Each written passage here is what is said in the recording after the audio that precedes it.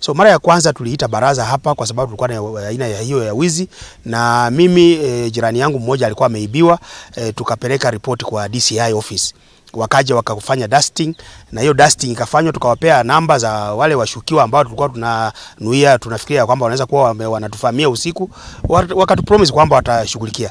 Baada muda imekwisha, hii baraza tumeita tena kwa sababu mwezi mmoja ambayo imepita hivi kuna kijana ambaye aliuawa katika hiki kijiji kwa sababu pia walienda wakaiba mahali na CCTV kawaonyesha, na wanakijiji wakachukua huyu kijana wakamuua.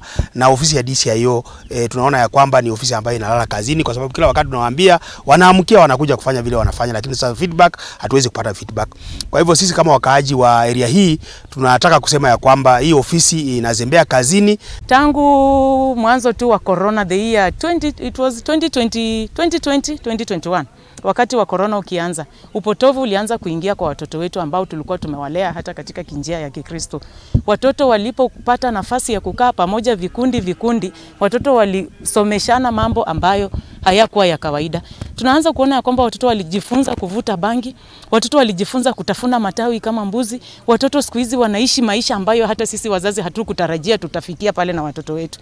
Kama sisi wakazi wa hapa na area ya Namoya, tunaomba ya kwamba mkuu wa polisi yako hapa Mr. Kimayu utusaidie, kwa sababu hawa watoto we know them, we monitor them daily, tunawajua na wakati wanapoenda kukaa hivi vikundi tunawajua. Mzazi usikinge ya kwamba mtoto wako ni mtakatifu.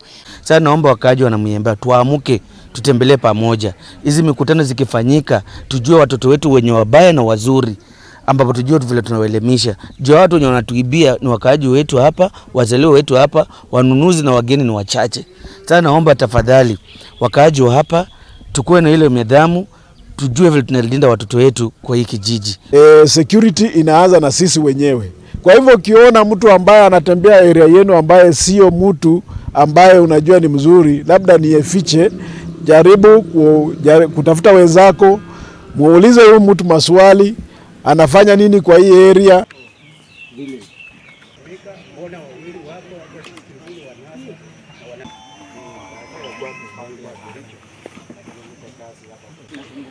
Natoka wapi? Hizo vile jezi mmeona hapa tulijiokota hapa mtoto mwenzenu. Tukasema na hawa